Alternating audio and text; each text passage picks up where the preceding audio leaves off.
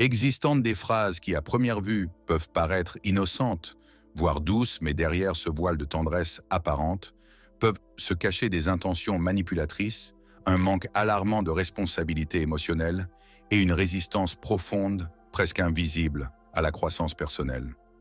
Lorsqu'une femme ne prête pas attention à ces signes, elle risque d'entrer dans des relations qui lui volent lentement. Son énergie déforme sa clarté intérieure et la déconnecte de son pouvoir le plus sacré, son intuition. Il arrive souvent que ce ne soit pas l'agression directe qui fasse le plus de mal, mais ce qui se cache derrière des mots apparemment inoffensifs, chargés d'un poids psychologique. Carl Jung, le célèbre psychologue suisse, parlait de l'inconscient de l'ombre, cette zone profonde du psychisme, où nous bannissons les aspects de nous-mêmes que nous ne voulons pas voir. Ce que nous nions dans notre conscience, nous le projetons sur les autres. C'est justement là, dans ces projections non résolues, que les schémas toxiques trouvent un terrain fertile pour se développer. C'est pourquoi identifier certaines phrases dès le début n'est pas simplement utile, c'est vital. Les reconnaître permet non seulement d'éviter des conflits inutiles, mais aussi de se protéger contre l'engagement dans une dynamique émotionnellement dévastatrice. Car bien souvent, derrière une conversation qui semble normale, se cache un jeu psychologique qui peut vous coûter votre paix mentale, votre dignité émotionnelle et votre pouvoir personnel. Le philosophe Sénèque l'avait déjà averti avec une clarté brutale. Ce n'est pas que nous ayons peu de temps, c'est que nous en perdons beaucoup. Et le plus tragique, c'est que nous le perdons souvent avec des personnes qui ne sont pas prêtes à nous recevoir avec la profondeur avec laquelle nous aimons, ni avec l'engagement avec lequel nous nous donnons. C'est pourquoi aujourd'hui, je vais vous présenter 5 phrases qui, si elles sortent de la bouche d'un homme, devraient déclencher vos alarmes. Non pas parce que vous êtes paranoïaque, mais parce que vous êtes consciente et que vous avez travaillé trop dur pour votre paix intérieure, pour la remettre entre les mains de quelqu'un d'émotionnellement immature. Restez avec moi jusqu'à la fin, car non seulement vous apprendrez à détecter ces phrases, mais je vous enseignerai également à y répondre avec force, avec intelligence émotionnelle et sans perdre votre centre. Commençons. 1. Tu dois m'accepter tel que je suis. À première vue, cette déclaration peut sembler être un acte de sincérité, voire une preuve de vulnérabilité. Mais attention, lorsque cette phrase est utilisée comme une excuse pour perpétuer des comportements nuisibles, nous sommes face à l'un des drapeaux rouges les plus courants et les plus dangereux qui existent dans une relation. Jung disait que la connaissance de soi est la base de toute sagesse, mais il insistait aussi sur quelque chose de plus profond. Il n'y a pas de véritable transformation sans intégration. Il ne s'agit pas seulement de se connaître, mais d'embrasser nos zones d'ombre et de travailler avec elles pour évoluer. Un homme qui se retranche derrière « je suis comme ça » pour justifier ses failles émotionnelles n'est pas authentique. Il se dérobe au travail intérieur. Il renonce à l'engagement de grandir. Et cette renonciation, lorsqu'elle se traîne dans une relation, devient un fardeau colossal pour celle qui est prête à évoluer. Cette phrase apparaît généralement après que vous ayez déjà commencé à remarquer certains schémas, la manipulation émotionnelle, le manque de responsabilité, les comportements passifs-agressifs ou simplement une immaturité qui se manifeste par de petites blessures mais constantes. Et le plus dangereux n'est pas seulement ce qu'il dit, mais comment il réagit lorsque vous essayez d'en parler. Il se victimise, vous accuse de vouloir le changer, vous fait sentir coupable d'avoir des exigences. Mais il y a une vérité que vous devez graver dans votre âme. Accepter quelqu'un ne signifie pas normaliser l'inacceptable. La véritable authenticité ne consiste pas à rester stagnant. Il s'agit d'avoir le courage de grandir, de se transformer, de devenir une meilleure version de soi-même chaque jour. Marc Aurèle, le sage stoïcien, l'a exprimé avec une lucidité qui reste un phare. La perfection du caractère consiste à vivre chaque jour comme si c'était le dernier, sans paresse, sans hypocrisie. Une femme consciente qui a parcouru le chemin ardu de la connaissance de soi n'est pas faite pour pousser une barque seule, tandis que son partenaire n'a même pas l'intention de monter à bord. Accepter ce genre de phrases, sans les analyser, sans les questionner, c'est comme signer un contrat silencieux avec l'épuisement. Et lorsque vous donnez votre énergie à quelqu'un qui ne veut pas avancer, vous finissez par vous trahir vous-même. Cela vous mène directement à un avenir fait d'excuses répétées, de promesses non tenues et d'une dynamique invisible mais épuisante où vous portez tout le poids émotionnel pendant qu'il reste immobile. Rappelez-vous, les anciens stoïciens ne parlaient pas seulement de maîtrise de soi, Il comprenait aussi que l'environnement façonne notre caractère. Si la personne avec qui vous partagez votre vie ne vous pousse pas à grandir, alors même si elle ne le dit pas à voix haute, elle vous freine. Alors la prochaine fois que vous entendrez cette phrase déguisée en profondeur émotionnelle, ne vous laissez pas berner par son ton sensible ou sa sincérité apparente. Posez-vous une question beaucoup plus directe. Est-il vraiment prêt à se regarder à l'intérieur ou utilise-t-il simplement des mots sophistiqués pour échapper au travail que le changement implique? Car si derrière son discours il y a une résistance constante à l'évolution, un déni de la responsabilité personnelle et une attitude défensive face à toute critique constructive, vous n'êtes pas face à une simple différence d'opinion. Vous êtes face à un schéma psychologique qui, avec le temps, non seulement se répète mais s'intensifie. Et c'est là que la situation cesse d'être inconfortable et devient dangereuse. Accepter cette phrase n'est que le premier pas vers un cycle silencieux mais dévastateur. À partir de là, d'autres comportements tout aussi subtils mais beaucoup plus destructeurs surviennent. Une critique déguisée en humour, une indifférence émotionnelle présentée comme de la maturité, un manque d'empathie justifié comme de l'honnêteté.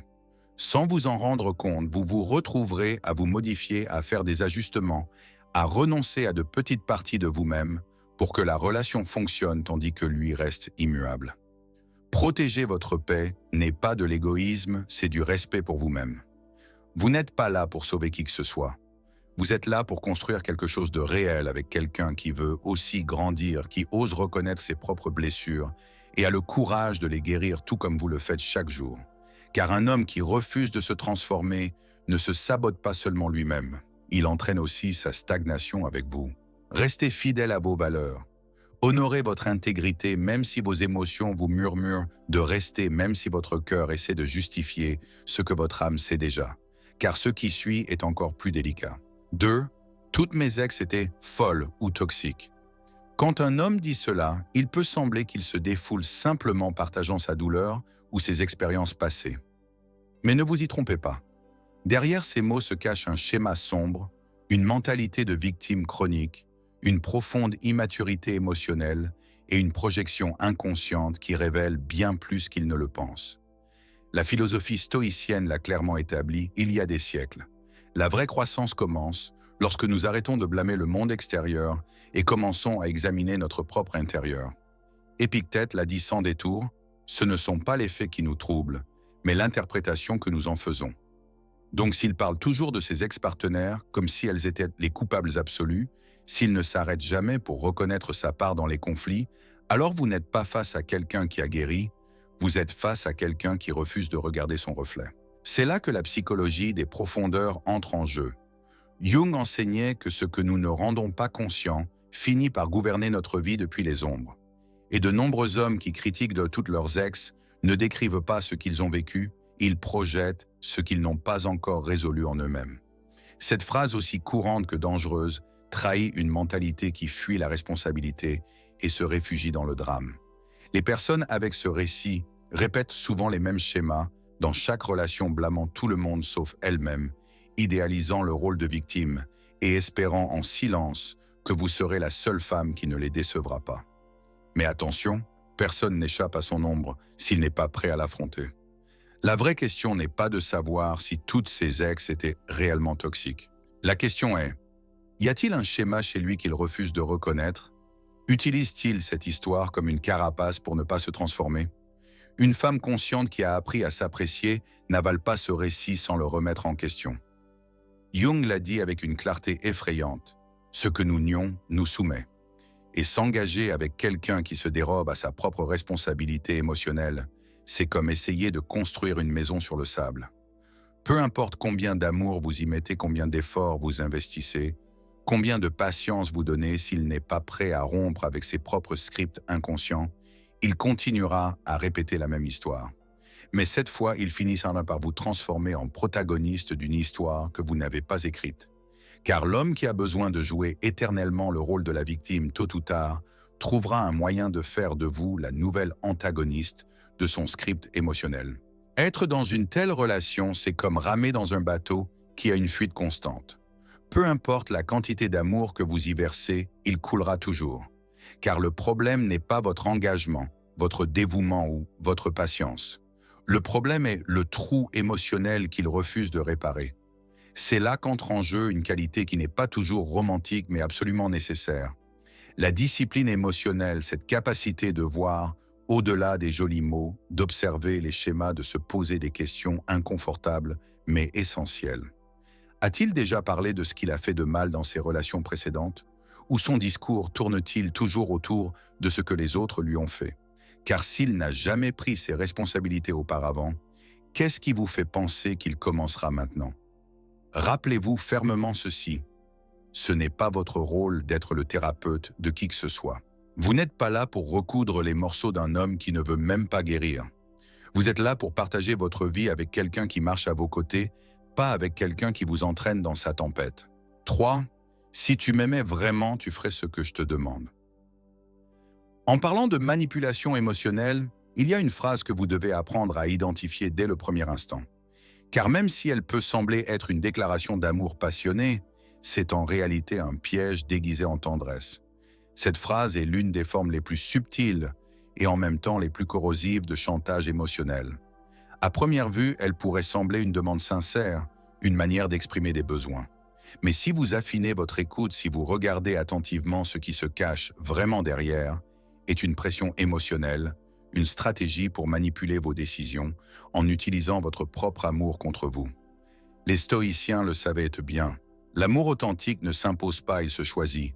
Il se construit sur la liberté, l'admiration mutuelle et le respect, et non sur la culpabilité ou la coercition émotionnelle. Épictète l'a exprimé avec une clarté totale. Personne ne peut vous asservir émotionnellement sans votre consentement. Carl Jung a également exploré cette dynamique sous l'angle du pouvoir. Dans ses études sur l'ombre, il a souligné comment de nombreuses relations déséquilibrées naissent lorsque l'un des deux projette son insécurité et son besoin de contrôle sous le déguisement de l'amour. Et des phrases comme celle-ci en sont la preuve. Quand un homme vous dit « Si tu m'aimais, tu ferais ceci », ce qu'il dessine sans que vous le remarquiez, c'est une ligne invisible qui conditionne votre affection. Au fond, il vous dit « Ce n'est que si tu fais ce que je veux que tu mérites mon amour ». Ce n'est pas de l'amour, c'est de la manipulation émotionnelle avec un emballage romantique. Une femme émotionnellement consciente qui se connaît et se respecte doit avoir la clarté de distinguer entre une demande saine et une exigence camouflée. Car céder à ce genre de phrase peut sembler sur le moment un geste d'amour, mais avec le temps, vous commencez à perdre des morceaux de vous-même, votre authenticité, vos limites, votre pouvoir personnel. Et le plus dangereux, c'est que plus vous cédez, plus les demandes augmentent. C'est d'abord une preuve d'amour, puis cela devient une routine de soumission émotionnelle, et vous arrivez à un point où vous ne savez plus si vous agissez par amour ou par peur de le perdre. Ce genre de phrase ne manipule pas seulement, il redéfinit l'amour à partir de la culpabilité. Il vous enseigne sans que vous vous en rendiez compte qu'aimer signifie faire plaisir céder. Abandonnez vos propres désirs pour soutenir une dynamique qui ne nourrit que l'ego de l'autre. 4. Tu n'es pas assez bien pour moi. La philosophie nous rappelle que personne ne peut nous faire sentir inférieurs sans notre consentement. Mais quand cette phrase vient de la bouche de quelqu'un qui prétend vous aimer, le coup n'est pas seulement émotionnel, il est existentiel. Car ce qu'il essaie de faire, ce n'est pas de signaler une faille, mais de semer le doute dans l'endroit le plus sacré que vous ayez, votre confiance en vous. Et quand une femme commence à remettre en question sa propre valeur à partir de ce que l'autre dit, elle entre dans une spirale d'auto-trahison. Carl Jung enseignait que ce que nous n'affrontons pas en nous-mêmes finit par se manifester dans nos relations.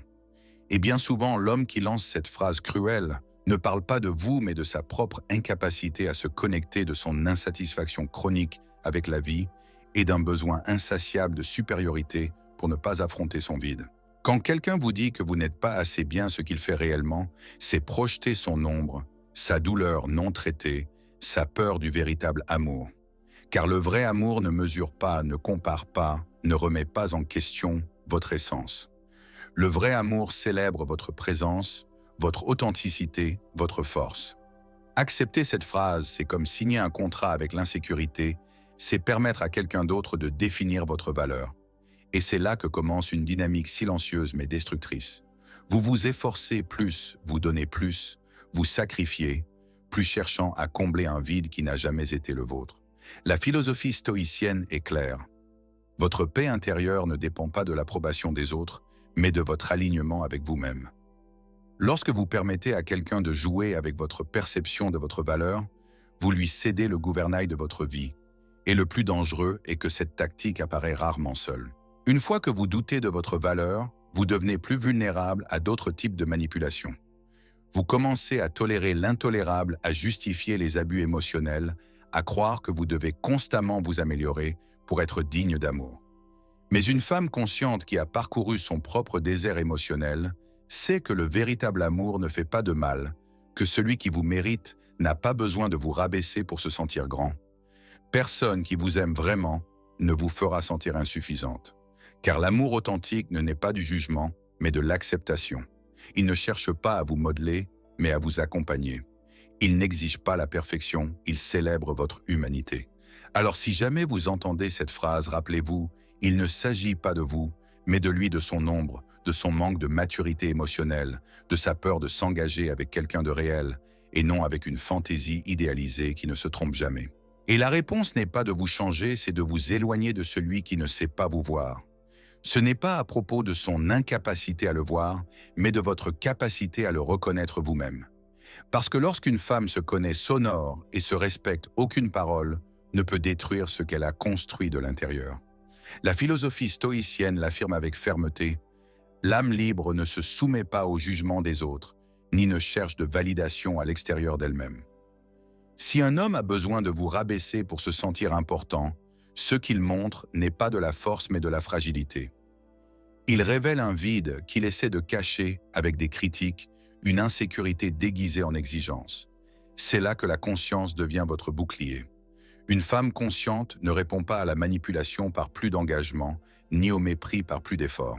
Elle répond avec clarté, avec des limites, avec la fermeté de celle qui n'a plus besoin de prouver sa valeur, parce qu'elle a décidé de vivre en elle. Marc Aurèle a dit « Le respect que vous vous accordez doit être plus fort que tout désir d'approbation. » Si vous vous trouvez face à quelqu'un qui vous fait constamment sentir insuffisante, vous n'avez pas besoin d'analyser davantage. La réponse est claire, ce n'est pas votre tâche de convaincre celui qui ne veut pas vous voir, car le véritable amour ne se gagne pas, il se partage. Il n'exige pas de preuves constantes, il se construit avec de la présence du soutien mutuel, de la liberté émotionnelle. Et quand quelqu'un transforme l'amour en une compétition contre vos propres insécurités, il n'aime pas, il contrôle. Carl Jung nous a avertis, « Ce que nous ne rendons pas conscient devient notre destin. » Si vous ne prenez pas conscience de ce schéma de dévalorisation maintenant, vous pourriez finir par vivre dans une relation où chaque pas que vous faites est une réponse au jugement de l'autre et non à votre vérité intérieure. La plus grande erreur n'est pas d'entendre cette phrase. La vraie erreur est de rester après l'avoir entendue, en croyant que vous pouvez encore changer sa perception. Vous n'êtes pas là pour être assez bien pour un autre. Vous êtes là pour être authentique avec vous-même. Une femme intègre ne se bat pas pour l'amour. L'amour qui la mérite ne la mettra jamais dans cette position. Alors si quelqu'un vous dit un jour que vous n'êtes pas assez bien, ne le prenez pas comme une sentence.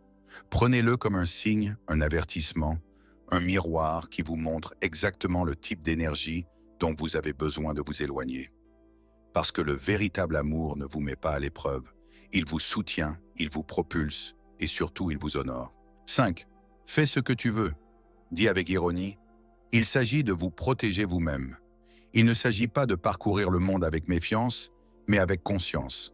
Parce que lorsqu'une femme voit clair, elle n'a pas besoin de crier, elle n'a pas besoin de prouver quoi que ce soit, elle agit simplement depuis son centre, depuis son pouvoir, depuis cette force silencieuse qui naît d'une connaissance profonde de soi. Carl Jung disait que le plus grand privilège de l'être humain est de devenir qui il est vraiment. Et ce chemin d'individuation ne peut être parcouru si vous êtes constamment piégé dans des relations où le langage est une arme et l'amour une stratégie de contrôle. Rappelez-vous chacune de ces phrases, bien qu'apparemment innocentes, porte la marque d'une intention cachée. Certaines naissent de blessures non guéries, d'autres d'un ego gonflé, et d'autres encore simplement de la peur de perdre le contrôle. Mais toutes sans exception ont un effet déformer votre vérité, obscurcir votre jugement, vous déconnecter de vous-même. C'est pourquoi le but de cette vidéo n'est pas seulement de vous alerter, c'est de vous autonomiser pour que la prochaine fois que vous entendrez l'une de ces phrases, vous ne la preniez pas comme un fait isolé, mais comme un signal. Un signal que vous devez revenir à vous-même, respirer, sentir et décider en tant que la femme qui ne se contente plus du minimum, qui ne fait pas de compromis avec sa paix, qui ne négocie pas sa dignité. Parce qu'une femme qui se connaît, se respecte et a fait le travail intérieur ne tombe pas dans les pièges émotionnels. Elle les voit, les comprend et choisit de ne pas y entrer. Rappelez-vous ceci. 1. Tu dois m'accepter tel que je suis. Ce n'est pas de l'authenticité si cela s'accompagne d'un déni de changement. 2. Toutes mes ex étaient toxiques. Ce n'est pas une histoire, c'est une projection. 3. Si tu m'aimais vraiment, tu ferais ce que je te demande. Ce n'est pas de l'amour, c'est de la manipulation. 4. Tu n'es pas assez bien pour moi. Ce n'est pas une opinion, c'est une agression déguisée. 5. Fais ce que tu veux, dit avec ironie. Ce n'est pas de la liberté, c'est une tentative de contrôle émotionnel. Et vous êtes là pour quelque chose de plus grand que cela, pour des relations conscientes, pour des liens qui vous élèvent pas, qui vous confondent, pour une vie émotionnelle où vous décidez à partir de votre sagesse et non de la culpabilité. Comme dirait Marc Aurèle, l'âme devient invincible lorsqu'elle refuse de se soumettre au chaos des autres. Et c'est cette âme que je vous invite à revendiquer aujourd'hui. Si ce message a résonné en vous, partagez-le. Nous ne savons pas combien de femmes nous pourrions sauver d'une histoire qu'elles ne sont pas censées vivre. Aimez et abonnez-vous à Le Grand Éveil pour continuer à recevoir du contenu qui nourrit l'âme et renforce votre conscience. Et si vous êtes sur un chemin de transformation personnelle, de retour à votre centre de protection, de votre paix continuée, ne vous arrêtez pas, votre âme vous en sera reconnaissante.